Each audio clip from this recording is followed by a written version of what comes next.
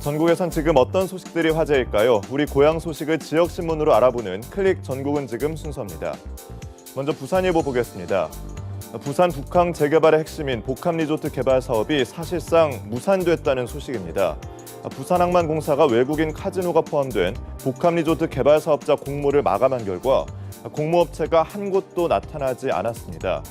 이번 사업자 공모는 그동안 사업 파트너였던 롯데 자산개발을 위한 사실상 형식적인 절차였는데요. 실제로 지난달 부산항만공사와 롯데 측은 부지 사용 조건에 대한 협의를 진행하기도 했습니다. 이런 상황에서 롯데 측이 갑자기 사업 참여를 중단한 건데요. 공모 마감 시한까지 별다른 설명 없이 사업 제안서를 제출하지 않은 겁니다. 다급해진 항만공사는 오는 27일 전까지 롯데 측이 사업 제안서를 제출해 오면 부지 이용 약정이 가능하도록 하겠다고 밝혔지만 현재로서는 그 가능성이 희박한 상태입니다.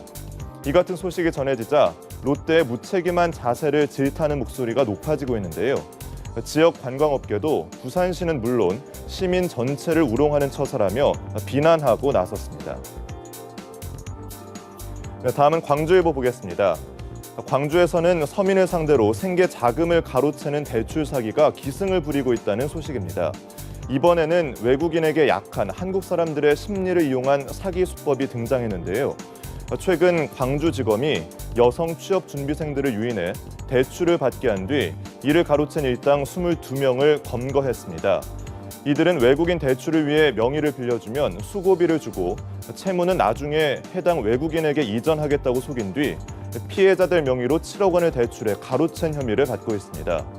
피해자 대부분은 취업난에 시달리던 여대생 등 신용도가 낮은 20대 여성들이었는데요.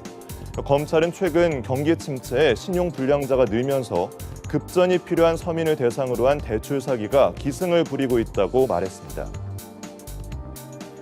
마지막으로 매일신문입니다. 경북 지역 수렵장이 일제히 개장하면서 총기 사고 안전에 비상이 걸렸습니다. 실제로 지난 21일 경북 청송의 한 과수 농가에 산탄이 날아들어 이 지역 주민들이 불안에 떨고 있는데요. 경북 지역에서만 문을 연 수렵장이 청송과 안동, 영주, 문경, 예천과 봉화까지 모두 6곳에 달합니다. 이 기간 동안 산속을 누빌 엽사만 해도 1,800여 명에 달한다고 하는데요. 때문에 수렵장 인근 주민들 모두 총기 사고 안전에 대한 불안감이 높아질 수밖에 없습니다. 지난해에도 전국에서는 9건의 총기 사고가 발생해 2명이 숨지기도 했습니다. 경찰 관계자는 수렵 지역 주민들은 수렵 지역 출입을 삼가달라고 당부하고 있는데요. 부득이하게 출입해야 될 경우 눈에 잘 띄는 옷을 입고 모자를 착용해달라고 당부했습니다. 지금까지 생생한 지역 소식을 전해드린 클릭 전국은 지금이었습니다.